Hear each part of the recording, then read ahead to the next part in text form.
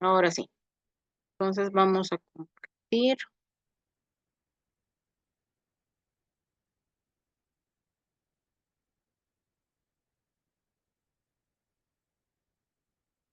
Ya, ¿se ve, no? Sí, doctora, sí se ve. Ya. Entonces, este es un resumen a full de lo que ustedes tienen que seguir en el momento que tengan un paciente con un volumen corpuscular medio entre 80 y 100 centilitros, pero tenga una disminución de la hemoglobina, es decir, esté frente a una anemia. Tenemos que si estamos frente a una anemia normocítica, lo primero que tenemos que pensar es en la cantidad de reticulocitos. Si mis reticulocitos están aumentados, ya les he dicho, aquí no es ya deducción. Ustedes aquí tienen que tener su tamizaje de reticulocitos. Tienen que pedir reticulocitos. Si sus reticulocitos están aumentados, nos vamos a nuestra química sanguínea, donde vamos a ver la LDH y la bilirrubina indirecta, más que la aptoglobina. Mi bilirrubina y mi lactato deshidrogenasa. Si están altas, estamos frente a una anemia hemolítica. Pero si mi LDH y mi bilirrubina son normales, estamos frente a una anemia hemorrágica. Y si tengo mis reticulocitos disminuidos, mi problema es medular. Puede ser una aplasia, mielodisplasia o una infiltración de un tumor a mi médula ósea. Y para eso yo tengo que hacer los estudios complementarios que se necesiten. Por ejemplo, si estoy pensando que es una aplasia medular, tengo que ir a mis marcadores tumorales. Y tengo que ir a mi estudio de médula ósea con mi aspirado y mi biopsia. Y sobre eso tengo que hacer mis receptores, mis marcadores, mis receptores de superficie. Ahí veré mis CDs para ver qué tipo de célula y dónde está el problema. Luego, si tengo una disminución o tengo la sospecha de que no hay hierro, no hay ácido fólico, no hay B12, tengo que ir a hacer mi tamizaje. Pero no se olviden que durante la eritropoyesis, el hierro, la vitamina B12 y el ácido fólico son indispensables para la eritropoyesis. Entonces, si mi ferritina está baja, quiere decir que no tengo depósitos de hierro. No tengo B12, no tengo ácido fólico. Tengo que ir a mi creatinina, porque tengo que descartar la posibilidad de que el problema radique en la producción de eritropoyetina. O tengo que ir a mi función hepática para ver si se están formando los distintos, eh, las distintas hemoglobinas.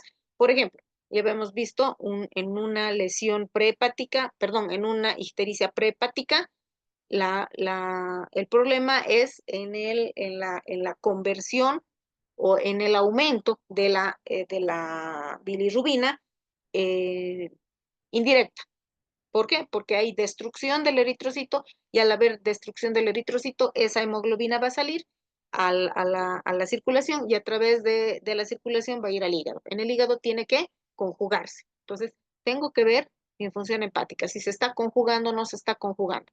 Si se conjuga, pasa a vía digestiva y es eliminado por materia fecal y por orina. Entonces, tengo que ver si no se olvidan en las ictericias hepáticas propias, que es por una destrucción tisular, no hay esa conjugación. Entonces, tengo que ir a analizar mi función hepática. Mi función tiroidea, TSH, T3 y T4, más la TSH y T4 que la T3. Tengo que ver funcionamiento de mi tiroides. Ya les he dicho que para que funcionen, para que se produzcan las hormonas tiroideas, tiene que haber hierro.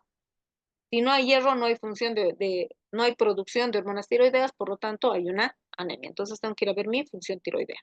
Mi cortisol, tengo que saber cómo está manejándose mis esteroides a nivel sistémico. No se olviden que el cortisol es el corticoide natural del organismo. Entonces, a veces cuando hay un hipercortisolismo, hay una disminución en la producción de todas las líneas celulares. Tengo que ir a ver mi eritropoyetina, tengo que ir a ver mi PCR para ver si es una patología eh, reciente, aguda, o está eh,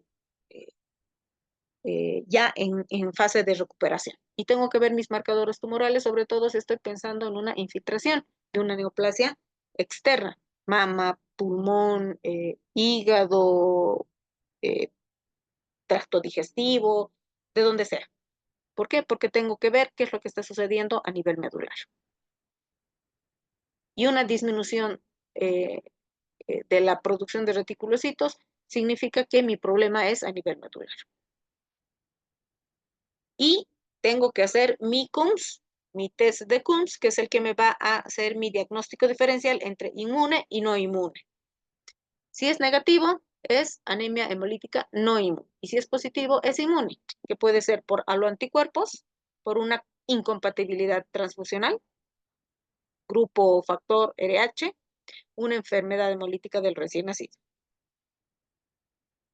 O puede ser por autoanticuerpos, anticuerpos calientes, los síndromes linfoproliferativos, las neoplasias, el mieloma múltiple, fármacos, eh, algunos procesos inflamatorios crónicos como la colitis ulcerosa, por ejemplo.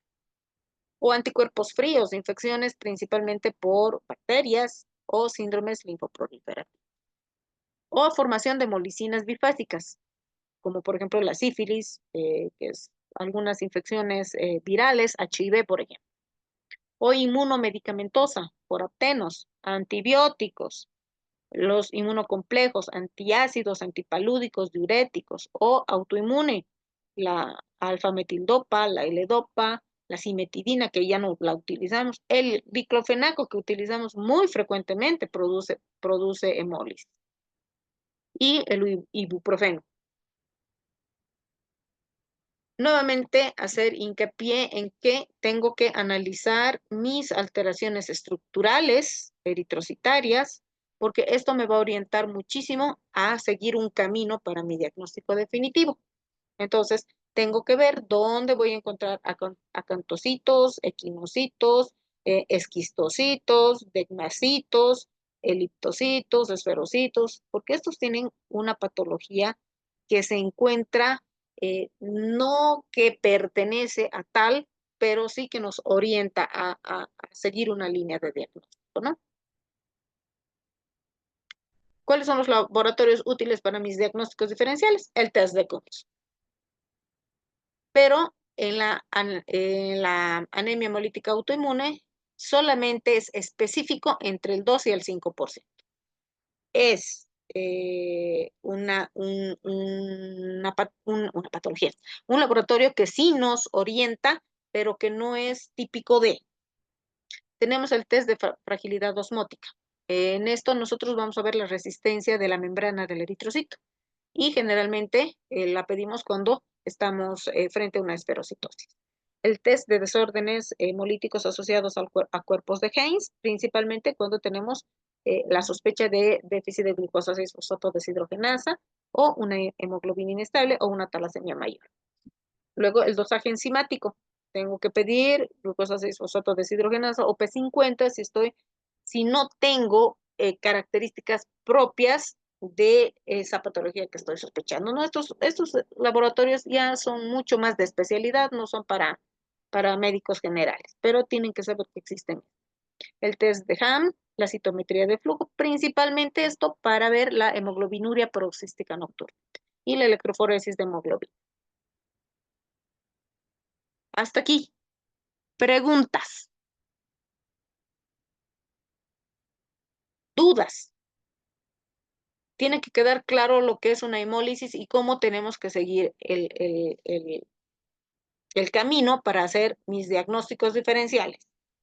Tiene que quedar claro que hemólisis significa una destrucción acelerada o un acortamiento de la vida media del eritrocito. Y que cuando estoy frente a una hemólisis, tengo que investigar a fondo cuál es la causa.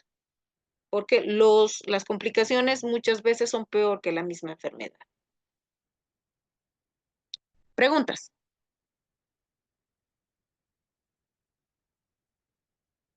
Dudas. Ya, vamos a continuar.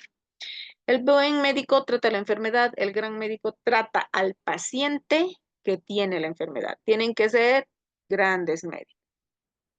Vamos a ver la anemia hemolítica autoinmune. La anemia hemolítica autoinmune es una anemia asociada a la reducción de hemoglobina, producto de la lisis de los hematinas. ¿Y cuál es la característica más importante? La ictericia, la esplenomegalia y la anemia. Esa es la triada clásica de una anemia hemolítica. Dentro de las anemias hemolíticas, la más frecuente es la esferocitosis hereditaria. Esta es una patología autosómica dominante con una clínica característica: anemia, ictericia y esplenomegalia. Pero esto no me hace diagnóstico diferencial. Por lo tanto, tengo que ir a mi sangre periférica, donde voy a encontrar mis esferocitos, mis acantocitos, que son como estrellitas. Bueno, aquí hay uno que parece que tuviera manitos, y la policromatofilia. La policromatofilia se refiere a la presencia de dos colores en los eritrocitos. Y o la presencia de blastos, eritroblastos. Mi médula ósea es eh, hiperactiva, por lo tanto tengo una hiperplasia eritroide. ¿Qué voy a encontrar en mis laboratorios? Lo clásico: bilirrubina indirecta elevada, mi LDH elevada, mi aptoglobina baja y mi CUMS negativo. Porque si mi CUMS fuera positivo, ya no es una esferocitosis hereditaria, ya es una autoinmune. Para hacer mi diagnóstico diferencial, tengo el test de fragilidad osmótica, que es positivo, y la autohemólisis, que es positiva. Y mi tratamiento para mi esferocitosis hereditaria, al ser una enfermedad por mutación genética, es la esplenectomía. ¿Por qué? Porque por más de que yo le dé eritrocitos, es decir, paquetes globulares, mi paciente va a hemolizar, hemolizar, hemolizar. Entonces, ¿qué es lo que tengo que ir a buscar en esto? Tratar de evitar que mi paciente siga lisando. ¿Y dónde se lisan los eritrocitos? En el sistema retículo endotelial. Paso. Entonces hay que ir a producir esplenectomía. Pero hay que tener mucho cuidado porque no a todos los pacientes se les puede hacer esplenectomía. Antes se decía que hasta los 18 años no debía ser esplenectomizado. Ahora es hasta los 12 años. En casos muy severos, ¿no? En casos de anemias muy severas. Entonces tengo que tener en cuenta esa situación. Luego, otra patología es mi hemoglobinuria paroxística nocturna. Esto es también una mutación genética, donde el gen afectado es el PIGA-A, PIGA se llama así, y esto se encuentra en las células madre hematopoyéticas. Y esto ocasiona una hemólisis intravascular con hemoglobinuria. Pero no solamente afecta estas proteínas de los receptores de superficie del eritrocito, afecta a las 3 líneas celulares, afecta a los trombocitos y a los leucocitos. También se acompaña de leucopenia, trombocitopenia, y pueden haber trombosis tanto arteriales como venosas, y pueden ser crisis constantes. El diagnóstico es determinar este gen, porque este gen está mutado. Y eso solamente lo vamos a llevar a cabo a través de la citometría de flujo. ¿Cuál es el tratamiento? Pues tengo que ir a inhibir el complemento, el sistema complemento, porque este gen lo que hace es inhibir la función de dos proteínas que van a generar o van a desencadenar el sistema complemento. Entonces, ¿qué es lo que van a ir a hacer estos medicamentos? Van a ir a inhibir el complemento. Y el medicamento es el eculizumab. ¿Cuáles son los síntomas de este paciente? Todo lo que es propio de la anemia: fatiga, disnea, cansancio, todo lo que conlleva anemia. Pero hay ciertas cosas que son bien, bien importantes que hay que tenerlas en cuenta. Por ejemplo, la hemoglobinuria. Estos pacientes orinan por la noche oscuro y solo por la noche. Tienen disfagia, tienen dolores abdominales intensos, tienen disfunción eréctil. ¿Y qué es lo que yo tengo que ir a evitar? Las complicaciones. Mi principal complicación es evitar la insuficiencia renal, evitar trombosis, una insuficiencia hepática, cualquier evento cardiovascular a nivel cerebral o a nivel cardíaco, una disfunción cardíaca, hipertensión pulmonar, isquemia intestinal. Entonces, son de tipo trombótico. Si se fijan, todos son de tipo trombótico. Entonces, tengo que evitar eso. ¿Qué es lo que voy a hacer con ese paciente? Tengo que analizarlo en detalle y tengo que ver si ese paciente necesita anticoagularse o antiagregarse. Eso ya vamos a ver en la tercera parte del parcial, que es todo lo que implica manejo de plaquetas y sus patologías. Entonces tengo que ir a utilizar un anticoagulante o un antiagregante plaquetario. Esto no lo trata el médico general, pero lo puede diagnosticar. Entonces, ustedes tienen que prestar atención a los síntomas del paciente. Ya les he dicho, es típico de la anemia, con ciertas características específicas. La hemoglobinuria, luego un dolor abdominal de causa desconocida y anemia. Eso es lo que les tiene que llamar la atención para que ustedes puedan hacer sus diagnósticos. ¿Cuál es el tratamiento de las anemias hemolíticas? Medidas generales. Hay que tratar la causa para evitar las complicaciones. ¿Cuáles son las complicaciones? La crisis hemolítica. Eso es lo que tenemos que evitar. ¿Por qué? Porque esto va a conducir al shock. Entonces tengo que mantener fluidos en mi paciente para evitar mi daño renal, porque una de las consecuencias es insuficiencia renal. Entonces, tengo que evitar mi daño renal, tengo que dar bastantes fluidos a mis pacientes. Luego, si hay necesidad, tengo que transfundir, obviamente teniendo mucho cuidado con una reacción inmunomolítica. ¿Por qué? Porque los pacientes transfundidos tienen predisposiciones de trombosis. Entonces, tengo que tener mucho cuidado con estos pacientes. Tengo que darle la cantidad necesaria de glóbulos rojos en el tratamiento, ya que una hemólisis brusca me va a bajar más mi hemoglobina y me puede llevar eh, eh, a una falla renal inmediata. Y tengo que utilizar siempre lo más compatible posible en, en, en, en mis estudios. O sea, tengo que hacer estudios mucho más finitos de histocompatibilidad para no ocasionarle más problemas a mi paciente que beneficios al transfundir. Y obviamente tengo que hacer mi CUMS, ¿no? Si mi CUMS es positivo, ya sé que es autoinmune, por lo tanto tengo que darle corticoide. Le voy a dar la prednisona, si es que no es una hemólisis muy, muy severa, muy importante, le voy a dar 1 a 2 miligramos kilo día vía oral. Pero si ya mi hemólisis es muy importante, recurro a la metiprednisolona. Doy 1 gramo día, 3 días endovenoso. También puedo dar otros inmunomoduladores e inmunosupresores, como las gamma globulinas, por ejemplo. O, en último caso, recurrir a la esplenectomía. En el caso de una esferocitosis hereditaria, pues no hay más alternativa que la esplenectomía. Eso les decía, teniendo mucho cuidado y considerando la edad del paciente. Jamás en menores de 6 años se puede hacer una esplenectomía. Luego tengo que hacer dosificación de mis enzimas. En caso de un déficit enzimático, esplenectomía.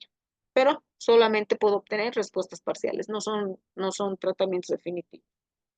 En los desórdenes hemolíticos crónicos, ácido fólico o vitamina B12, dependiendo dónde está mi problema. O hierro, si es que mi paciente tiene un déficit concomitante. En una hemólisis de causa microangiopática, plasmaféresis. Tengo que darle plasma fresco congelado porque si no mi paciente va a sangrar, sangrar, sangrar, sangrar.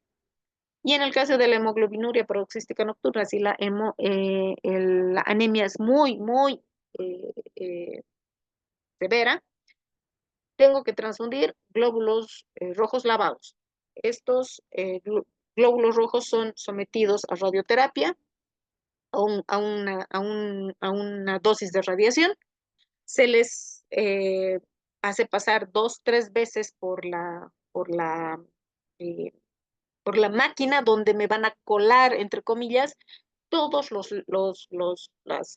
las proteínas de la superficie de los eritrocitos. ¿Por qué? Porque esas proteínas de superficie son las que me van a generar anticuerpos. Entonces, tengo que darle anticuerpos, digo, eritrocitos sin anticuerpos en su superficie, eh, eh, en la membrana del eritrocito. ¿Para qué? Para que siga formando los anticuerpos, ¿no? Entonces, es en el único caso, más en pacientes que ya hayan hecho una reacción transfusional previa, hay que darles eritrocitos lavados o glóbulos rojos lavados. Entonces, todo lo que les he dicho hasta ahora se resume a esto, que es la formulación de un caso clínico. Tenemos a una paciente femenina de 25 años que sin antecedentes personales ni familiares de interés acude a consultar por náuseas, cansancio y coloración amarillenta de la piel, de más o menos un día de evolución. Entonces, esto es agudo. En la anamnesis, el paciente refiere no tomar anticonceptivos orales, no haber realizado viajes recientes, no tener prácticas de riesgo, estar bien vacunada y no ser consumidora de alcohol. No ingesta de fármacos días previos. A la exploración física normal, sin dolor abdominal, ni megalias ni adenopatías, salvo la ictericia cutánea. Se solicita una analítica urgente que destaca hemoglobina de 11.2, hematocrito 36, volumen corpuscular medio 92, una coagulación normal. Química sanguínea, creatinina de 0,7, proteínas totales de 8.8, bilirrubina total de 8.4, bilirrubina conjugada de 0.0, una LDH de 581, una GPT de 12, una GOT de 0. De 60, perdón, una alfa amilasa de 78 y determinaciones cualitativas en orina sin alteraciones. Es decir, su orina es normal. Se realiza una ecografía abdominal normal. Al día siguiente presenta astenia, fiebre de 38 y una ictericia muy llamativa. Además que refiere coluria. Se realiza una nueva analítica. En el nuevo hemograma se objetiviza un descenso de 2 puntos de la hemoglobina. Si estaba con 11, estaba con 9. Las transaminasas siguen aumentadas, pero no en ascenso muy importante, digamos, y persistente de LDH. Entonces, ¿qué le van a hacer? ¿Frente a qué cosas están? ¿Qué les impresiona ese caso clínico?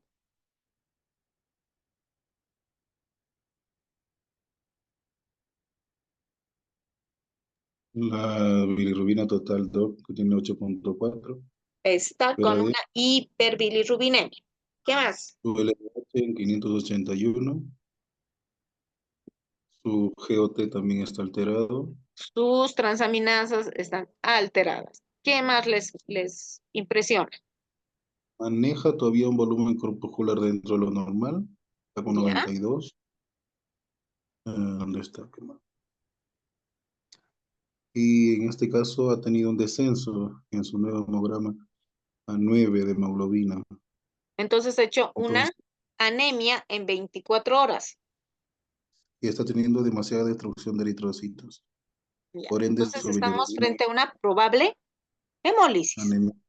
¿Ya? Ujú. ¿Qué le van a hacer a este paciente? Podríamos pedirle un frote. Un frotis. Perfecto. ¿Qué crees que vas a encontrar en el frotis?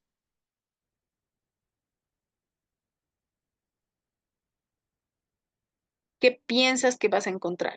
Si nos vamos al frotis, estoy muy de acuerdo. Tu frotis es en lo primero que tienes que pensar. ¿Qué crees o qué piensas tú que podrías encontrar en tu frotis?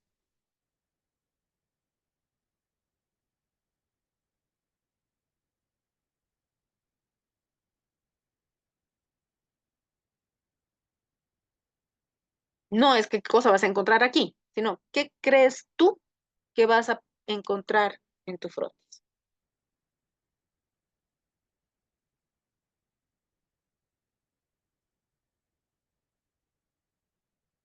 Sería ¿Qué buscas en tu esferocitos, frotis? no está, esferocitos, ¿no? Esferocitos. ¿Qué más crees que vas a encontrar en tu frotis? Los cuerpos de Heinz. Cuerpos de Heinz. En los cuerpos de Heinz te dicen, tus esferocitos te dicen probablemente podría ser una esferocitosis. Tus cuerpos de Heinz te dicen probablemente una deficiencia enzimática, en este caso de la glucosa 6-fosfato deshidrogenasa. ¿Qué más?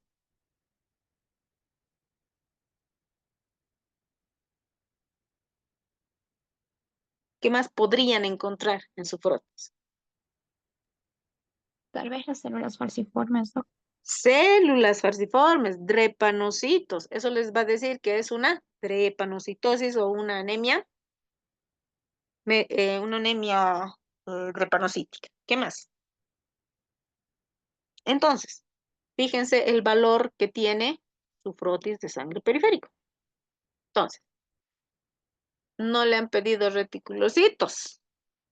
Entonces, esto es lo primero que tienen que pedir. Reticulocitos. Y sus reticulocitos están aumentados. Entonces, eso confirma que su médula está bien, está funcionando, se está defendiendo. No se preocupen ya por su médula. Tienen que ir a investigar cuál es la causa de su hemólisis. Entonces, hacen su CUMS. Su CUMS es negativo. ¿Eso qué quiere decir? Que no es de tipo inmune. Quiere decir que esta hemólisis es de otra causa. Entonces, nos vamos a nuestra sangre periférica, porque ahí es donde se está destruyendo nuestro eritrocito. Han encontrado esquistocitos, han encontrado policromasia. No hay dianocitos, eliptocitos, dacreocitos. La serie blanca sin alteraciones y las plaquetas sin alteraciones. Entonces, es enteramente eritrocitario. Descartamos cualquier problema medular. A la vista de los resultados, se decide revisar el caso, presentando especial atención en la anamnesis y la exploración física. Por eso les decía, su paciente, el 80% de su diagnóstico es lo que les dice y lo que ustedes encuentran. Este es el 80% y el 20% son sus exámenes complementarios. Entonces, la paciente comenta que 2 días antes, al inicio de la ictericia, se llevó al trabajo para comer habas como único plato. Entonces, se solicita su tamizaje de glucosa 6-fosfato deshidrogenasa y, sorpresa, no había tenido esta enzima. Y estas habas son las que le han ocasionado su hemólisis. Entonces, tienen que prestar atención a su paciente. Mucha atención a su frotis, a sus reticulocitos, porque aquí sí tiene un valor incalculable los reticulocitos, a diferencia de las anemias microcíticas que podrían y que no podrían. Pero aquí sí, aquí tiene un valor incalculable su reticulocito. ¿Quedó claro? Conclusiones. Las hemólisis producen destrucción precoz de los hematíes y originan una anemia. Y esta anemia excede la capacidad de la síntesis medular, manifestándose por una disminución en la sobrevida eritrocitaria. Hay que conocer la etiología, el cuadro clínico y las complicaciones. Son muy importantes para hacer un diagnóstico temprano y evitar las complicaciones. Hacer medidas terapéuticas generales y o específicas en caso de que se dé. Y el estudio de frotis de sangre periférica es fundamental para determinar el tipo de anemia hemolítica. El diagnóstico de anemia hemolítica es primordial debido a su gravedad y hay que hacer seguimiento de estos pacientes, porque muchos de ellos, como se habrán podido dar cuenta, no se curan, solo se estabilizan, solo se controlan. Y su última anemia, que es la anemia hemorrágica, que es una cosa chiquitita. Primero tengo que saber qué tipo de hemorragia es, si es capilar, si es venosa o si es arterial. La capilar jamás les va a dar una anemia, nunca. La venosa solamente cuando está comprometida una vena importante de gran calibre y la arterial es la que les va a ocasionar más problemas. Tengo que determinar si mi anemia es aguda o es crónica. ¿Cuándo es aguda? Cuando estoy frente a una hemorragia externa o tengo sospecha de una interna por ruptura de víscera hueca. Y eso es debido a un traumatismo. En cambio, la crónica es más difícil de determinar. ¿Por qué? Porque tengo que ver si es una hemorragia interna vertida en una cavidad. Por ejemplo, hemorragia digestiva o una hemorragia genitourinaria. Entonces tengo que analizar eso. Entonces acá tengo las externas, ¿no? Ahí están, son lesiones grandes que las puedo observar, pero las internas no, gastrointestinal y genitourinaria. La clasifico de acuerdo a la pérdida de sangre. Leve, cuando es asintomático, y tengo una pérdida de menos de 750 ml. Moderada, ya tengo algunas manifestaciones, como una frecuencia cardíaca que está por debajo de 100, frialdad cutánea, pero su conciencia normal, con una pérdida de 750 a 1200 cc.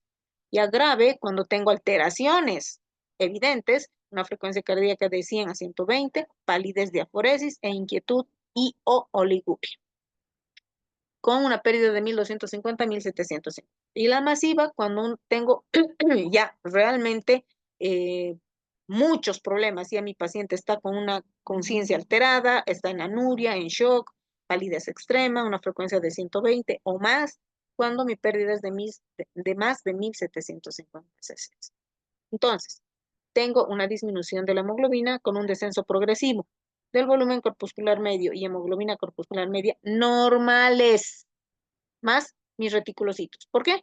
Porque mis reticulocitos están yendo de médula a sangre periférica para intentar compensar esa pérdida, porque aquí yo lo que tengo es pérdida, no destrucción, pérdida de los eritrocitos.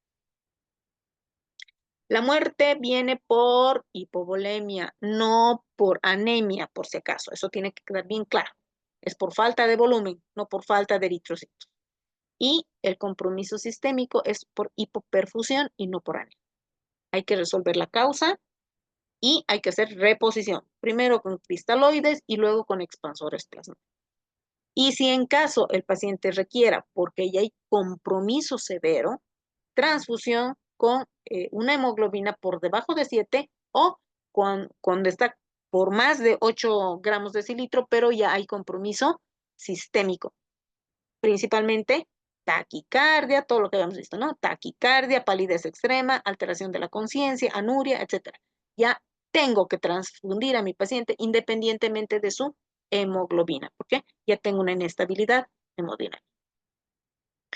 Y mi caso clínico, paciente masculino de 64 años de edad que acude con dolor epigástrico moderado 4/10 de intensidad, acompañado de náuseas, mareos, cansancio, hematoquesia de una semana de evolución. Tiene antecedente de alcoholismo e hipertensión arterial controlada. Al examen clínico, pálido, taquicárdico con frecuencia cardíaca de 90 por minuto y un soplo pansistólico de tipo funcional. Su biometría muestra hemoglobina de 7.5, hematocrito 14, volumen corpuscular medio de 80, hemoglobina de 30, blancos de 7500, polimorfo nucleares 65, linfocitos 25, monocitos 10 y plaquetas 259,000. ¿Qué le van a hacer a este paciente?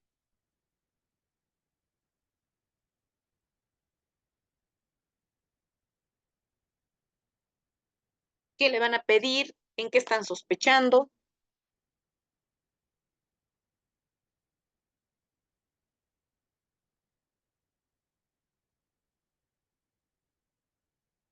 Ahorita se va a cortar, chicos.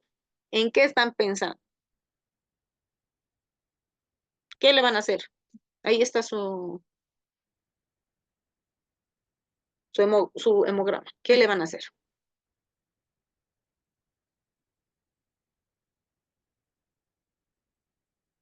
¿Qué le van a hacer?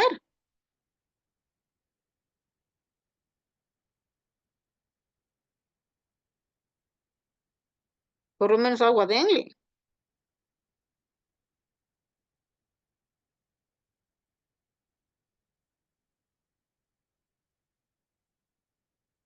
Hola, se va a cortar ahorita. ¿Qué tiene este paciente?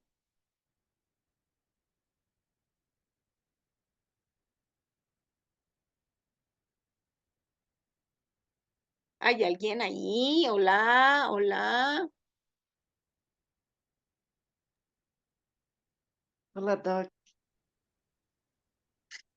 ¿Qué le van a hacer?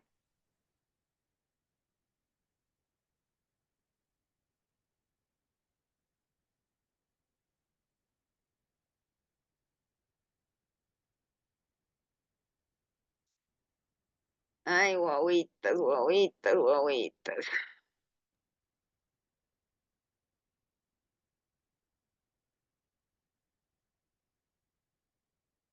Bueno, ¿qué es lo que van a hacer con este paciente? Le van a pedir su química sanguínea, donde van a ver qué? Eritropoyetina. Luego, ¿qué van a ver? Van a ver sus bilirrubinas.